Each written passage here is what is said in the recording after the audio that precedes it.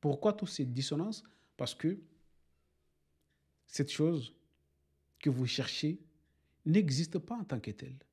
Mais il y a une chose qui réunit toutes ces personnes, c'est qu'ils sont tous d'accord que tel que nous le faisons aujourd'hui, Salat al-Haraki, Salat physique, c'est comme ça qu'il a été fait depuis des générations, des générations. C'est comme ça que le prophète a dit à ses compagnons et ses compagnons de génération en génération. Donc, nous ne voyons pas l'inconvénient de ne pas le faire nous aussi. C'est un argument aussi. Ça, je l'avoue, c'est un argument aussi. Et c'est un bon argument. Sauf que cet argument est démonté coraniquement. Cet argument, c'est genre de formule que c'est parce qu'il a été fait, c'est parce que la majorité, c'est parce que ce genre d'argument coraniquement est péjoratif. C'est ce qu'Allah subhanahu wa ta'ala a reproché aux communautés précédentes. Qu'est-ce qu'il disait? Nous avons trouvé nos aïeux. C'est la même chose. C'est exactement ce qu'il faisait. Point par point, c'est comme ça qu'il faisait. C'est une reproche dans le Coran al-Karim. Inna wajadna aba'ana ala ummatin wa inna ala atharihim muhtadun. Nous les avons trouvés aussi les aïeux dans les traces qu'ils ont déjà dessinées dans athar. Donc nous suivons la même chose, pas à pas, pas à pas. Partout dans le Coran al-Karim, ces genres de formules s'y trouvent. Et à chaque fois, c'est pour faire des reproches à des communautés. Parce que vous n'êtes pas là pour suivre que parce que c'est dit, que parce que la majorité fait ceci, que vous devez aussi faire la même chose. Il y a trois choses qui vont faire l'objet des questionnements. Pourquoi? Parce que ces choses-là permettent à l'être humain de ne pas s'arrêter, de ne pas faire halte, là où il n'a pas suffisamment de science.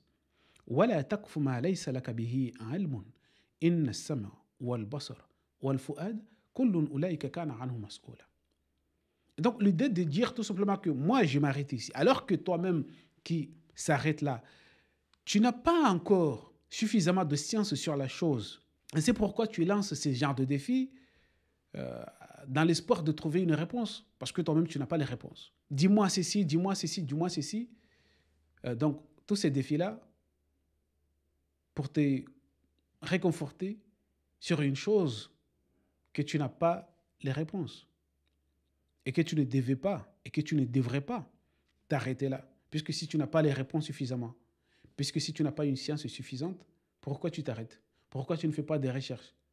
Pourquoi tu ne t'avances pas sur la méditation et rechercher jusqu'au moment où tu vas trouver une vérité, bien évidemment, à peu près conforme à la réalité coranique?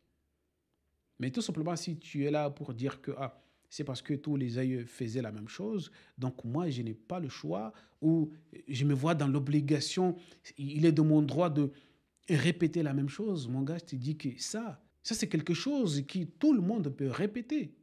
Et que tout le monde répète, bien sûr, que exactement ce que nous faisons, c'est ce que les aïeux faisaient autrefois. C'est exactement la même chose. Donc l'idée de lancer ces défis au Coran al-Karim, sous peine de le considérer incomplet, je trouve que c'est malhonnête. Parce que défendre une chose, parce que dire que sans la sunna, sans les hadiths, vous n'avez pas tous ces détails, toutes ces choses-là, je vous retourne la même question qu'avec la sunna, donne-moi toutes ces choses, donne-moi tous ces détails provenant du prophète, bien évidemment.